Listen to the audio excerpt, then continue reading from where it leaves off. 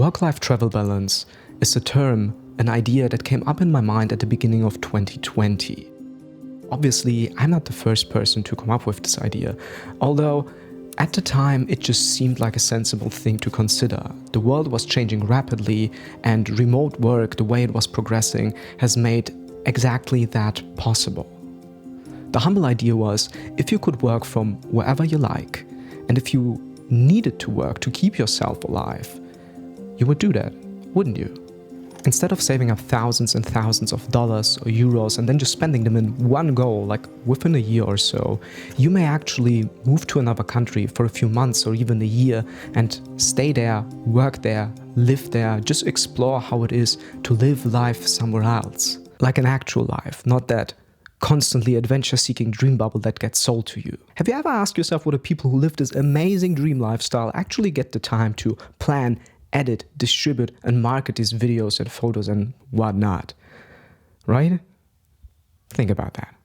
Which is not to say that you cannot have all these amazing things you see online. You definitely can, even somewhat on the regular. You just have to go to the right place. The same place, for instance, that inspired the shit out of me and brought that whole idea of work-life travel balance back.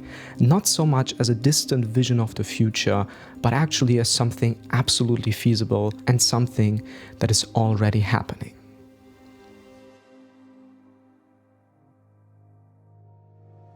For the past month, I have been living in Spain, and this time Kat and I did not rent an Airbnb or a hotel room or like whatever stay you can imagine, but we moved into a co-living in the Sun & Co in Javea. And this video is pretty much a casual personal review of my time there and what it has done for me. First and foremost, I've spoken about this in another video, the change of perspective, like physically moving to another place and giving my brain new sensory input, was undebatably incredibly valuable for me. I don't claim everyone needs this, but we had a few conversations amongst us co-livers that we all, or at least a lot of us, seem to identify as novelty-seeking personalities. And if you do that as well, chances are that you need to get out every once in a while to not feel miserable. And Javea is just such a lovely place to be, with a cute little old town full of alleys. It is close to the sea, the ocean is incredible, and I just realized being there how much I have actually missed it. There are picturesque cliffs, lovely hikes, and even some mountains. The town is actually pretty small, but the area is quite wide, so there's lots to explore. And it is definitely worth it to get up for the sunrises and sunsets. We caught as many as we could during our time. Because there was some unfortunate... I'll get to this. Other than that, Sun & Co really is a place to work. There are routers all over the building, so you pretty much have good Wi-Fi wherever you are, and you can freely decide whether you want to work in your own room, you want to work in the common room, or in the focus area. The last one kind of being the quiet place in the house. Maybe also important to mention, people in the co-living are actually working. It's not just a bunch of distracted surf kids, but more on that, more on the people later. There are multiple events every week. Each Monday, everyone living in the co-living meets for the family meeting and the events get scheduled. There are skill sharing sessions where you or someone else can share or teach something. There are roundtables where a topic can be discussed and debated. There are masterminds where the community helps dealing or solving the issue of one individual. And there are social events like cooking, hiking, surfing, basically everything you can imagine. Except for that, spontaneous events and like personal meetups get scheduled all the time within the community, so there's almost always something to look forward to. Which, by the way, is not to say that you have to partake in everything. That was actually one of the first things that surprised me very positively and also took off a lot of pressure. I just wasn't sure what to expect, but from the get-go, it was pretty clear that it is absolutely fine. Well, more than fine. I mean, that's kind of the idea, to partake in the community life, but it is also absolutely fine to retreat for... But it is also absolutely fine to retreat for either work or me time. So if you feel introvertish and you're unsure about it, like, this was absolutely the right place for me to go. Which brings me to the second surprise. I was expecting to meet a lot of cliché digital nomads with online businesses and online courses and social media presences. And if you've ever met one of those people, like those people, You know that it can be incredibly encouraging and inspiring to be around them. But you may also know that it can be pretty exhausting being constantly around self-absorbed financial freedom manifestors. Just like, I'm kidding, it's not that bad.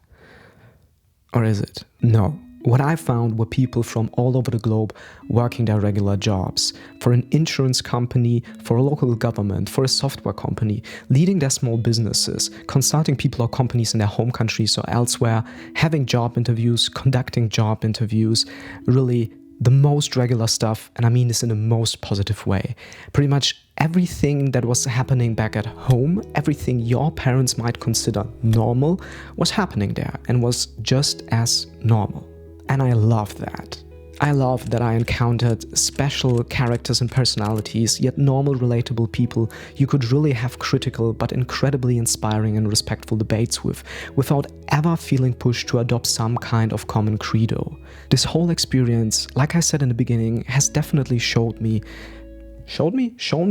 What is it? The time at Sun & Co has left me with the feeling that a world where we do not only blindly chase the next adrenaline rush or a blurry ideal of personal freedom, but a life in balance with our desire for novelty and exploration is absolutely possible. Maybe within our lifetime. And I know that this is all romantic and corny, but that's how I am. That's who I am. A romantic corn man. With that being said, I want to point out the one and only thing that absolutely stood out to me. The people, the community. And even though I'm normally quite good with words and stuff, especially when I've scripted them, I feel really bad for not having filmed more and having filmed earlier. Not necessarily to include them in this video, but just having them for myself as memories to look back to. On the other hand, it usually is a good sign when I'm not filming too much, because that means I'm too busy living the experience instead of capturing it. I feel like the last month has made up for the last 2.5 years. I had so many good, interesting, thoughtful and thought-provoking conversations and encounters. The community spirit in Sun & Co is very much alive. They just have a very natural way of making you part of the community, and then the community naturally reinforcing itself. There are 2 examples that pretty much speak for themselves. The first one being, we had 2 weeks of awful weather, like clouds and rain in Spain. And these have been probably some of the, if not the best consecutive 2 rainy weeks I have ever had, all just thanks to the people. And 2, Kat and I got sick and had to isolate. Yes. It happened. But everyone just took such good care of us, constantly asking what we need, getting us groceries, bringing us food. Obviously, we felt sad to not be able to participate in social events, but we never felt excluded, rather constantly being thought of still. And I want to make clear that when I say people, I also mean the hosts of Sun & Co. They're very much part of the community as well. And I'm still genuinely sad that I had to part ways with some of the people there. Nuria, one of the co-livers at the time, has put it very well shortly before leaving. She said, "It makes me sad just to think that a few days from now on, I won't be having these conversations anymore, and definitely not with so many people at the table." And I've really felt that. It was just so unexpected to meet so many amazing and beautiful human beings I just dearly wish I would have had more time to spend with. And it was unexpected as well to, for the first time in 5 years or so, to feel truly at home. And I want to end this just by saying thank you. Thank you, Sun & Co. Thank you, Jon, Fer, Eva. And thank you, Antoine, Alex, Anna, Bettina, Caroline, Damian, Laura, Josh, Nick, Lisa, Kristen, Katrina, Kinga, Kara, Thomas, Tressa, Libby, Remy, Rachel, Nuria, Tim, and Reka. You all have made this experience something very special for me, and every co-living I will ever visit will be measured by the standards of human decency and kindness you have set. Faith in humanity restored. For a while at least. I see you.